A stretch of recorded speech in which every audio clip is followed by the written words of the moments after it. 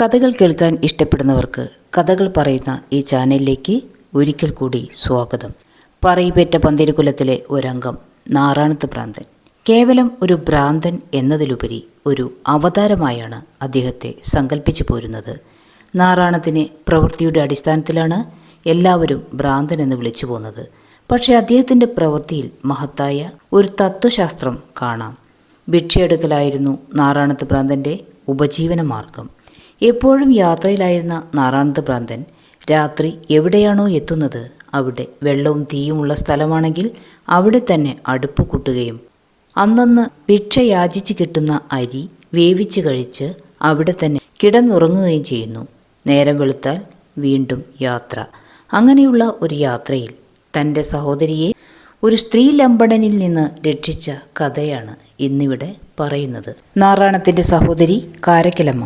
അതിസുന്ദരിയായ കാരക്കലമ്മ പതിവായി ക്ഷേത്ര ദർശനം നടത്തിയിരുന്നു. ഒറ്റയ്ക്ക് യാത്ര ചെയ്യാൻ പേടിയുണ്ടായിരുന്ന കാരക്കലമ്മ പരിവാരങ്ങളുമായി പല്ലക്കിലാണ് ക്ഷേത്ര ദർശനത്തിനായി യാത്ര ചെയ്തിരുന്നത്. ഒരിക്കൽ വഴിയിൽ വച്ച് നാറാണത്ത് ഭ്രാന്തൻ മുന്നിൽ പരിവാരങ്ങളും പിന്നിൽ താളാനുസൃതമായി സ്വരമുതിർത്ത് പല്ലക്ക് ചുമന്നു വരുന്ന ആളുകളെയും കണ്ട് പല്ലക്ക് സമീപത്തെത്തിയപ്പോൾ തടഞ്ഞുകൊണ്ട് പല്ലക്കിൽ ആരാണെന്ന് ആരാഞ്ഞു.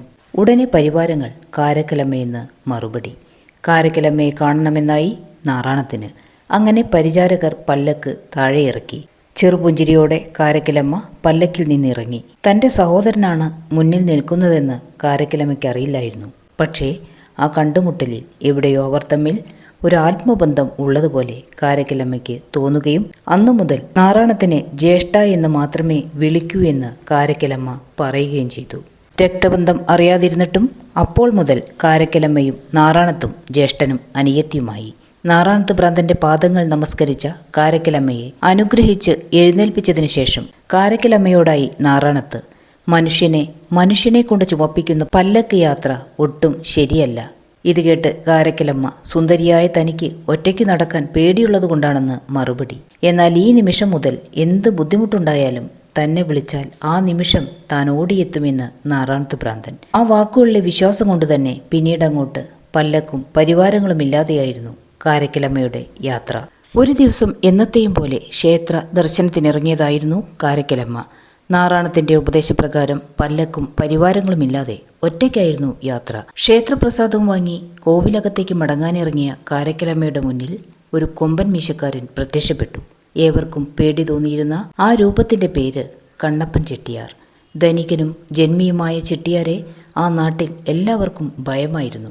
ഒരു സ്ത്രീലമ്പടനായ അയാളുടെ നോട്ടത്തിൽ പെട്ടുപോയ സ്ത്രീകളാരും അയാളുടെ കൈകളിൽ നിന്ന് രക്ഷപ്പെട്ടിട്ടില്ല. ക്രൂരനായ അയാളുടെ ദൃഷ്ടി ഇപ്പോൾ പതിച്ചത് കാരക്കലമ്മയിൽ. ഉള്ളിൽ ഭയമുണ്ടെങ്കിലും ധൈര്യം സംഭരിച്ച് കാരക്കലമ്മ അയാളോട് വഴിമാറാൻ ആവശ്യപ്പെട്ടു. ഇത് കേട്ട് പൊട്ടിച്ചിരിച്ച് ചെട്ടിയാർ, നിന്നെ സ്വന്തമാക്കണമെന്ന മോഹം വളരെ നാളുകളായി എൻ്റെ മനസ്സിൽ നാമ്പിട്ടിട്ട് ഒരു ദിവസം, അതെ ഇന്നൊരു ദിവസം മാത്രം നീ എന്നോടൊപ്പം പാർക്കണം. എൻ്റെ കൈവശമുള്ള എത്ര ഗ്രാമങ്ങൾ വേണമെങ്കിലും ഞാൻ നിനക്ക് സമ്മാനമായി നൽകാം. ചെട്ടിയാരുടെ വാക്കുകൾ കേട്ട കാരക്കലമ്മ അയാളുടെ മുഖത്തേക്ക് ക്രുദ്ധയായി കാർക്കിച്ചു തുപ്പി. ഒരു സ്ത്രീയും ഇതുവരെ തന്നെ എതിർത്ത് നിന്നിട്ടില്ല. എന്നാൽ ഇവൾ തൻ്റെ മുഖത്തേക്ക് കാർക്കിച്ചു തുപ്പാൻ പോലും ധൈര്യപ്പെട്ടിരിക്കുന്നു. തൻ്റെ മുഖത്ത് വീണ തുപ്പൽ ഇടത് കരം കൊണ്ട് തുടച്ച് വർദ്ധിച്ച കോപത്തോടെ അയാൾ കാരക്കലമ്മയുടെ കൈക്ക് കയറി പിടിച്ചു. ഒട്ടും താമസിച്ചില്ല. സർവശക്തിയും ഉപയോഗിച്ച് ചെട്ടിയാരുടെ കരണത്തൊരു അടി കൊടുത്ത് കാരക്കലമ്മ കുതറിമാറാൻ ശ്രമിച്ചെങ്കിലും നടന്നില്ല. കോപം കൊണ്ട് ജ്വലിച്ചു നിന്ന ചെട്ടിയാർ ആക്രോശിച്ചു, ആരവിടെ? ഈ പീറപ്പെണ്ണിനെ പിടിച്ച് പല്ലക്കിൽ കയറ്റുവിൻ. തനിക്ക് മുന്നിലെ ആപത്ത് നിസ്സാരമല്ല എന്ന് മനസ്സിലാക്കിയ കാരക്കലമ്മ, നാറാണത്ത് ജ്യേഷ്ഠ രക്ഷിക്കണേ എന്ന് ഉറക്കെ നിലവിളിച്ചു. ആ വിളി 4 ദിഗന്തങ്ങളിലും അലയടിച്ചു.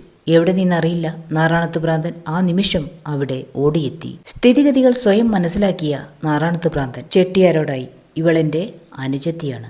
നീ എന്താണ് ഇവളിൽ നിന്ന് പ്രതീക്ഷിക്കുന്നത്? ഉടനെ ചെട്ടിയാർ, ഇന്നത്തേക്ക് ഇവളെനിക്ക് സ്വന്തമാവണം. യാതൊരു കൂസലുമില്ലാതെയുള്ള ചെട്ടിയാരുടെ മറുപടി കേട്ട് ഒരു ഭ്രാന്തൻ ചിരിയോടെ നാറാണത്ത് പറഞ്ഞു, അത്രയല്ലേയുള്ളൂ, സമ്മതിച്ചു. നാറാണത്തിൻ്റെ മറുപടി കേട്ട ചെട്ടിയാർക്ക് സന്തോഷമായി. കാരക്കലമ്മയാണെങ്കിൽ അന്താളിച്ചു നിന്നു. തറയിൽ നിന്നും ഒരു ഉരുളൻ കല്ല് കുനിഞ്ഞെടുത്ത് ആ കല്ല് ചെട്ടിയാർക്ക് നേരെ നീട്ടിക്കൊണ്ട് നാറാണത്ത് പറഞ്ഞു, തനിക്ക് അവളെ സ്വന്തമാക്കാം, പക്ഷേ ഒരു പരീക്ഷണം. എൻ്റെ കൈകളിലിരിക്കുന്ന ഈ ഉരുളൻ കല്ല് ഞാൻ തറയിൽ വെക്കും. അത് താൻ തറയിൽ നിന്നും എടുക്കണം. അപ്രകാരം ചെയ്താൽ തൻ്റെ കൂടെ എൻ്റെ അനുജത്തിയെ അയക്കാം. അല്ല, ഈ പരീക്ഷണത്തിൽ താൻ തോറ്റുപോയാൽ ഞാൻ നൽകുന്ന ശിക്ഷ താൻ അനുഭവിക്കേണ്ടി വരും. നാരങ്ങയോളം വലിപ്പമുള്ള ഒരു കല്ല് പൊക്കാനാണോ പ്രയാസം? കാരക്കലമ്മ തൻ്റെ സ്വന്തമായത് തന്നെ. ചെട്ടിയാർ സമ്മതിച്ചു. ഏവരും നോക്കി നിൽക്കെ നാറാണത്ത് ഭ്രാന്തൻ തൻ്റെ കയ്യിലെ കല്ല് താഴെ വച്ചു. നാറാണത്തിൻ്റെ അനുമതി ലഭിച്ചയുടൻ ചെട്ടിയാർ തൻ്റെ വലതുകാലിലെ പെരുവിരൽ കൊണ്ട് കല്ലിനെ ഒന്ന് ചലിപ്പിക്കാൻ നോക്കി. കല്ല് അനങ്ങുന്നില്ല. കുനിഞ്ഞു നിന്ന് വലതുകരം കൊണ്ട് കല്ലെടുക്കാൻ ശ്രമിച്ചത് വിഫലമായി. 2 കരങ്ങൾ കൊണ്ടും സർവ്വശക്തിയും പ്രയോഗിച്ച് കല്ലുയർത്താൻ ശ്രമിച്ചെങ്കിലും ആ കല്ല് അനങ്ങിയില്ല. കേവലം ഒരു ചെറിയ ഉരുളൻ കല്ല് പൊക്കാൻ തനിക്കാവുന്നില്ലെന്നോ ചെട്ടിയാർ നിന്ന് വിയർത്തു. എത്രയോ തവണ ശ്രമിച്ചിട്ടും ചെട്ടിയാർക്ക് ആ കല്ല് അനക്കാൻ കഴിഞ്ഞില്ല. എന്താ താൻ തോറ്റോ എന്നായി നാറാണത്ത് ഭ്രാന്തൻ. ജാള്യത മറയ്ക്കാൻ പണിപ്പെട്ടുകൊണ്ട് ചെട്ടിയാർ കാരക്കലമ്മയുൾപ്പെടെയുള്ളവർ അത്ഭുതപ്പെട്ടു നിൽക്കെ നാറാണത്ത് പറഞ്ഞു തുടങ്ങി, ഈ പരീക്ഷണത്തിൽ നീ തോറ്റതിനാൽ ഞാൻ തരുന്ന ശിക്ഷ താൻ അനുഭവിച്ചേ മതിയാകൂ. നാറാണത്ത് നിസ്സാരക്കാരനല്ലെന്ന് മനസ്സിലാക്കിയ ചെട്ടിയാർ തനിക്ക് ലഭിക്കാൻ പോകുന്ന ശിക്ഷ എന്തായിരിക്കുമെന്ന് ചിന്തിച്ചു നിൽക്കെ നാറാണത്ത് ഭ്രാന്തൻ പറഞ്ഞു, തികഞ്ഞ സ്ത്രീലമ്പടനായ നീ ഇനി ഒരിക്കലും ഒരു പെണ്ണിനെയും നശിപ്പിക്കാൻ പാടില്ല. അതിനാൽ ഈ നിമിഷം മുതൽ നീ ആണും പെണ്ണും കെട്ടവനായി തീരും. നാറാണത്തിൻ്റെ ശാപവാക്കുകൾ കേട്ട ചെട്ടിയാർ ആ പാദങ്ങളിൽ വീണ് കരഞ്ഞ് മാപ്പപേക്ഷിച്ചു. നിന്നെ രക്ഷിക്കാൻ എനിക്ക് സാധ്യമല്ല. കാരണം ഈ ശിക്ഷയ്ക്ക് നീ തികച്ചും അർഹനാണ്. വരൂ അനുജത്തി, നമുക്ക് പോകാം എന്ന് പറഞ്ഞ് നാറാണത്ത് അനുജത്തിയെയും കൊണ്ട് യാത്രയായി.